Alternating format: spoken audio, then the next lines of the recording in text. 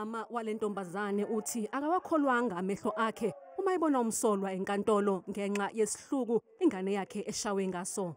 Mangifika la ngihlangana nomuntu khona and angazi ukuthi uphume kanjani emaselini. Bengi-expect ukuthi makafike ecourt uzobe eza namaphoyisa. Yangena ke icourt yathi mayingena so bamnikeze i7 days meaning icase izongena futhi nge22.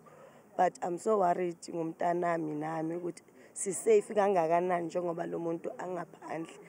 Umshayeli wemoto uthi umsolwa uqale wesabisa yena ngaphambi kokushaya lentombazane. Usuke lapho ayongena emotweni lengihamba ngayo. Bekafuna ukwehlisa handbrake ukuthi imoto irole. So uthola ukuthi kunabantwana ngaphakathi besikolo lo yiwani intombazane uzama ukuhle wakhuphula ihandbrake. So lo bhuti wacala washaya lentombazana ke yesikolo wayishaya ngeimpama. Abenhlangano yeKasi Anti-Crime Unit yibona ababambe umsolwa bamisa esiteshini samaphoyisa nalapho afike khona waboshwa.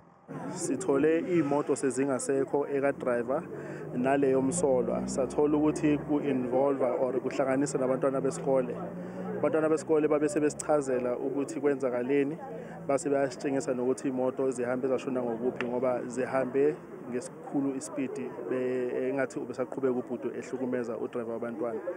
So sibe sesizama ukuthi siyi-track sayithola ise-Nigel Town la kulingiswa khona amasondo. Uma sifika simthola ubhuti eselwa ehaxizisana no-driver. Lentombazane ithi ihlukumezekile ngokuyehlele. Lo baba mayefika ehlisa ihandbrake. I didn't know what to do ngomntwana. I can't operate a car. Angakafunda ukudriver. So I was scared for impilo yami. Manje ngiyesikolweni I come back I'm hearing ukuthi uphume nge-free bill. I mean nge-free bail. Angikho right. Ngiyatatazela. I'm scared for my life.